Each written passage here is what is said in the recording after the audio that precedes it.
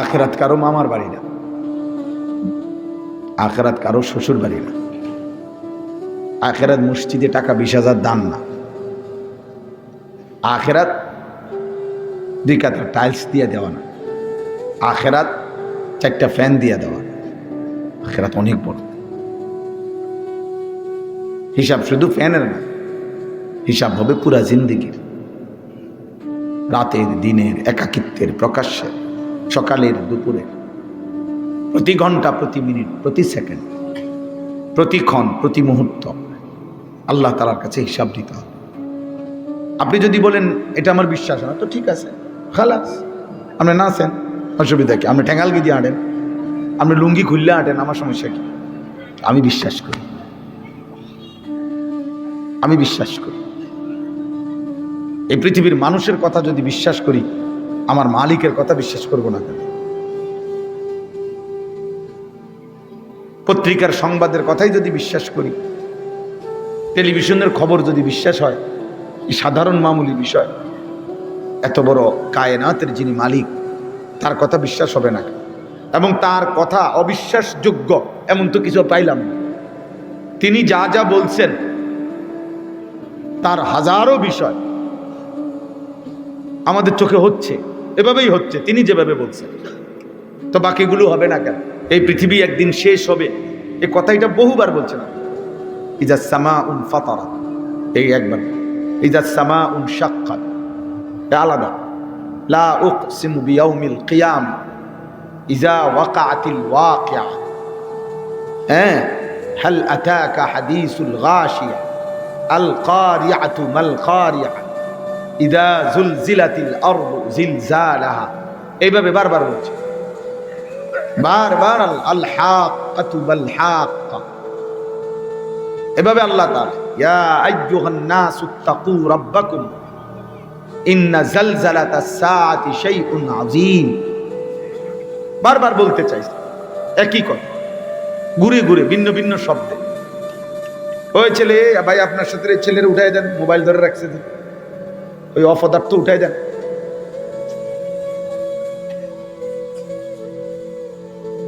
Mobile ধরা যাবে না, নাহলে উঠে যাইতে হবে। আমার এটা কোনো নির্বাচনী জনসভা না, সকলের সমর্থন দরকার না। আমি কোনো ভোটে দাঁড়াইছি না, আমি সবাই সমর্থন দিয়ে করবো কি? বুঝেন না হিসাব ভাই? কোনো সমস্যা না। আমি 4 জন মানুষের সামনেও জীবনে বহু ওয়াজ করছি, আলহামদুলিল্লাহ। 4 জন, 4 ঘন্টা, গড়ির ঘন্টা ধরে টানা, খালাস, কোনো সমস্যা নাই। জনপ্রিয়তা ধোকা, সুনাম সুখ্যাতি ধোকা, এগুলা দিয়ে আমার 2 পয়সারও আখিরাতের কিছু হবে না। মহান আল্লাহর সামনে আমিও আলাদা দাঁড়াইতে হবে, আপনাদেরকেও আলাদা দাঁড়াই। ও আমার আপন ভাই, ও আলাদা যাবে, আমি আলাদা যাব, আলাদা আলাদা। ওয়াকুল্লুহুম আতিহি ইয়াউমাল কিয়ামাতি ফারদা। সকলকেই আল্লাহর সামনে কিয়ামতের দিন দাঁড়াতে হবে, ফারদান আই ওয়াহিদান, একজন একজন। আল্লাহ বলেন ফারদান, একজন একজন। ওয়াকিফুহুম ইন্নাহুম মাসউলুন। আল্লাহ বলবেন ফেরেশতা, আমার একজন একজন বান্দা আমার সামনে এনে দাঁড় করাও, আমি আল্লাহ, আমি নিজে জিজ্ঞেস করব। বলো বান্দা, আমার 60 বছর আমারে বুঝায় দাও, আমার 40 বছর আমারে বুঝায় দাও, আমার এক এক ঢোক পানি বুঝায় দাও, আমার এক একটা নিঃশ্বাস বুঝায় দাও, আমার খাবারের লোকমা আমারে বুঝায় দাও, আমার নিঃশ্বাস আমারে বুঝায় দাও, আমার হার্টবিট, হৃদয়ের স্পন্দন দিছিলাম প্রতি সেকেন্ড, প্রতি পলকে পলক, ওটা বুঝায় দাও। আমরা কিতাবে পড়ছি, আলী ইবনুল ফুজাইল নামে একজন বুজুর্গ ছিলেন, উনি এই আয়াতটা, যে আল্লাহ বলবেন বান্দাকে আমার সামনে দাঁড় করাও, আমি নিজে জিজ্ঞেস করব, এই কথা রাত্রেবেলা তাহাজ্জুদের নামাজে পড়তে পড়তে ভয়ে, আল্লাহর ভয়ে কাঁদতে কাঁদতে ওই রাত্রিতেই ইন্তেকাল করছে। যে হায়, আমি যদি মালিকের সামনে দাঁড়াই, আমার মালিক যদি আমাকে জিজ্ঞেস করে, আমি কি বলবো, কেমনি উত্তর দেব? হাদিসে আছে, আল্লাহর নবী সাল্লাল্লাহু আলাইহি সাল্লাম বলছেন, মান নুকিশা উযযিব। নবীজি স্পষ্ট বলছেন হাদিস, আল্লাহ যারই হিসাব নিবে সে জাহান্নামে যেতে হবে, কসম খোদা। হযরত আয়েশা রাদিয়াল্লাহু তাআলা আনহা বলছে, তাইলে ইয়া রাসূলুল্লাহ হিসাব সহজ হবে কার, জান্নাতে যাবে কে? নবী সাল্লাল্লাহু আলাইহি সাল্লাম বলছে, শুধুমাত্র যে তার আমলনামা নিয়ে আল্লাহর সামনে যখন দাঁড়াবে, মনে করেন ফাইলটা নিয়ে বইটা আমলনামারে, শুধু আল্লাহ তাআলা তাকিয়ে যাকে বলবে যাও, সেই জান্নাতে যাবে। আল আরাজু ফাকাত,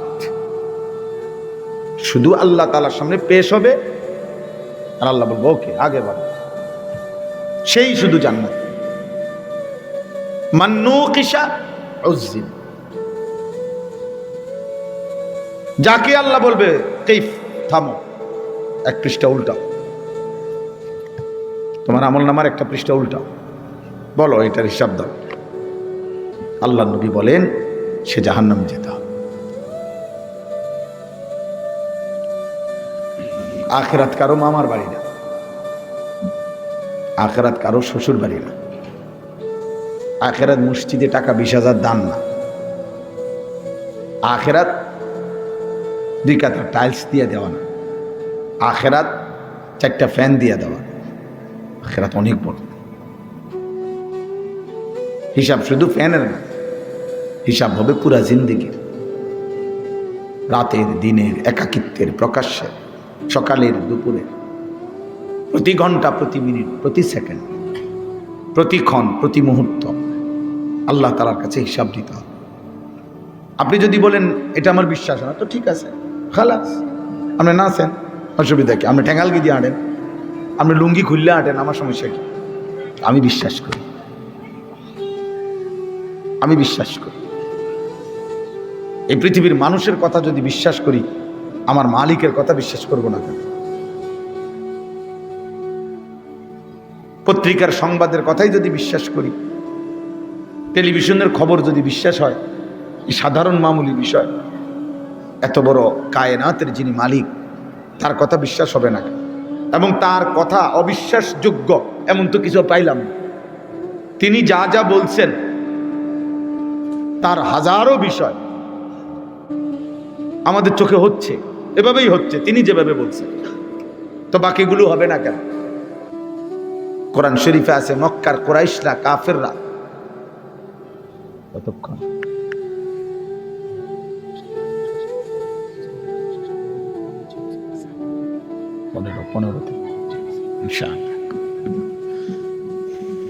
তো মক্কার কাফের কুরাইশদের মূল মাথা ব্যথা ছিল এটা আখিরাত।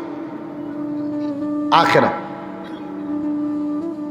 যদি এটা বলতো ভালো কিছু কই রেটে যা, কিছু ভালো করো, কিছু মন্দ করো, মিল্লা জিল্লা চলো, দুনিয়া খাইয়া টাইয়া যে দূর হায়াত পাই সমান সমান, তাহলে আরো লোক হইতো, আরো লোক কালেমা পড়তো। কিন্তু যখন এটা বুঝছে যে আখিরাত, যখন এটা বুঝছে যে পূর্ণ সেকেন্ডের, পলকের, মুহূর্তের হিসাব দিতে হবে, আল্লাহ তাআলার সামনে দাঁড়াইতে হবে, ওর আলোকে ফয়সালা নিতে হবে, পুরস্কার কিংবা শাস্তির, তখন অধিকাংশ নাফরমান, বেঈমান আখিরাতটাকেই মূল। কোরআন শরীফ আছে নবীজির সাথে যত তর্ক করছে মক্কার বেঈমানরা আল্লাহকে নিয়ে, না একটা আয়াত না যে আল্লাহ আসেনি, আল্লাহ নাই, আল্লাহ মনে হইতারে না, এই কথা নাই। বরং এই কথা কোরআন শরীফে আছে, নবীজিকে আল্লাহ বলছে, বন্ধু আপনি জিজ্ঞেস করেন যেই কোনো বেঈমানকে যে মান খালাকাস সামাওয়াতি ওয়াল আরদ ফাসায়াকুলুনা আল্লাহ, আসমান কে বানালেন, জমিন কে বানালেন? তারাও বলবে আল্লাহ। আল্লাহ। কোন হিন্দু মুশরিকরাও জিজ্ঞেস করেন, ওরা বলবে না তাদের এই দেবতা সৃষ্টিকর্তা, এটা বলে না। দেবতা যেগুলোর পূজা করে তারা, এগুলোর সৃষ্টিকর্তা নয়, এটা হেরাও বলে। সৃষ্টিকর্তা ভিন্ন কেউ, ঈশ্বর, ভগবান আলাদা কেউ। তাহলে সমস্ত মুশরিক বেঈমান নবীর জীবনটায় তর্ক করছে শুধু একটা বিষয় নিয়ে, সেটা হলো আখিরাত। কোনটা নিয়ে? আখিরাত। কোরআনের বহু আয়াত আছে যে মক্কার কুরাইশরা ভিন্ন ভিন্ন আইসাই নবী সাল্লাল্লাহু আলাইহি সাল্লামকে বলতো